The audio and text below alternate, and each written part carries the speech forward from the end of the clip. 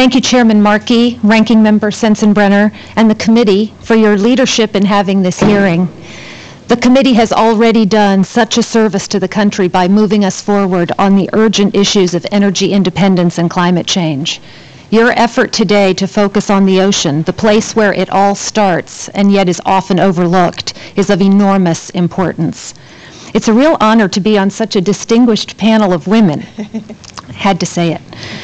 The ocean is essential to the health of everything on the planet, including our own. It covers over 2/3 of the Earth, it drives our climate, it provides much of the food we eat, and the oxygen that's essential for our very survival. It's a source of renewal for the human spirit. Fundamentally, as Sylvia says, the ocean is the life support system for our planet. Seafood is a major staple, in some cases the staple, in this country and elsewhere. In the U.S., the contribution of the seafood industry exceeds $50 billion per year.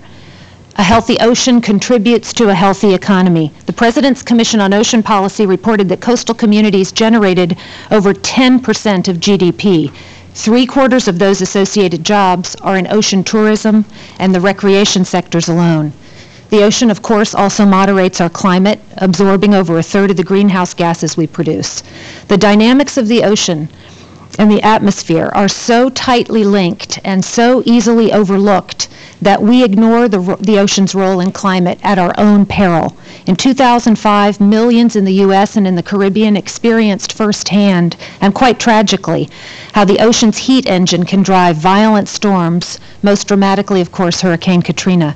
Over 2,000 lives were lost and over $100 billion in damage occurred during that devastating season. Fundamentally, the ocean is the basis of our ecosystem with an incredibly diverse web of life that supports the planet.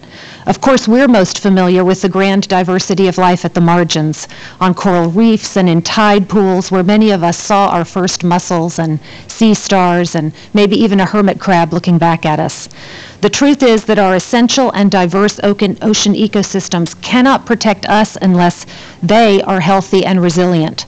Harmful impacts are exacting a toll on this web of life that, frankly, we can no longer afford to pay. Ocean Conservancy is working to make the ocean healthy by fostering sustainable fisheries, by protecting marine wildlife, and putting in place management plans for state and federal waters, and preserving magnificent ocean places that we like to call Yosemites undersea. All of this work is vitally important, but the most sweeping and devastating threat to the ocean is global climate change. The planet has warmed in the last 100 years by nearly a degree, and over 80% of the excess heat produced by the greenhouse effect has already been absorbed by the ocean. Even if carbon emissions are substantially reduced, ocean warming will continue to increase for decades. 2 or more degrees of warming, which is quite possible, will devastate many coastal communities, kill the world's coral reefs, and result in mass extinctions of marine life. Think about it, when our own temperatures rise 2 degrees, we have a fever, so our ocean is sick. And if you're an Alaskan native whose people have lived in harmony with the Arctic Ocean for over 10,000 years, and your village is falling into the sea, you know that climate change is happening and that our ocean is sick. If you're a fisherman in the Caribbean, where up to 90% of corals bleached and died in 2005, then you don't doubt that climate change is actually happening now.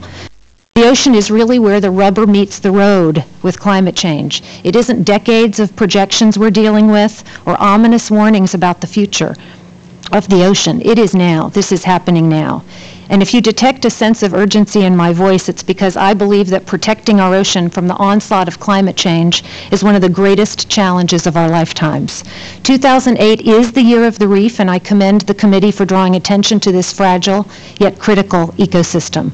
Coral reefs have long been threatened by overexploitation and pollution, and now climate change adds another 1-2 punch, maybe the knockout punch, for an already damaged system. Ocean warming has already increased coral bleaching and is a major threat to reefs worldwide. Let me put it this way. In 1998, we lost 16% of the world's coral reefs in a single year. If we lost 16% of the forests in the world, that would be the equivalent to losing all of the forests in North America in a single year. Unless we change course, coral reefs, the entire ocean, and all of mankind are at the mercy of climate change. There are two essential ways we must address climate change. First, of course, is mitigation. We must substantially reduce greenhouse gas emissions, and we must do that now. And the second is adaptation, simply meaning we have to strengthen the health and resiliency of our ocean ecosystems so they can better anticipate and adapt to the increased stresses of climate change while we work to reduce emissions. It's as if we have a patient who's already been suffering from the flu and high blood pressure and now has been given a diagnosis of serious but treatable cancer. The plan for recovery involves curing the patient of the flu and then taking some medication and adapting your lifestyle to lower the blood pressure. But of course, fighting the cancer, in our case, global climate change, is the goal.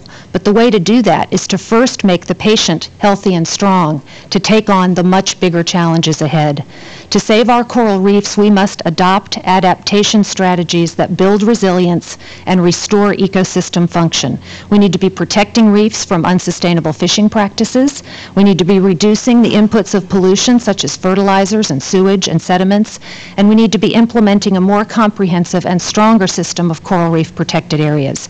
I know this committee and that this Congress is working hard on mitigation solutions, trying to cure the disease. I would respectfully urge you to follow your principles that you set forth last week on Earth Day and put as much effort into adaptation strategies to lessen the damage and pain as we seek to cure the patient. We simply have to do a better job of sustaining the life support system that sustains us. Our oceans are in trouble, and that means so are we. That's the sea change we're starting at Ocean Conservancy, and thank you for propelling that change forward with your leadership.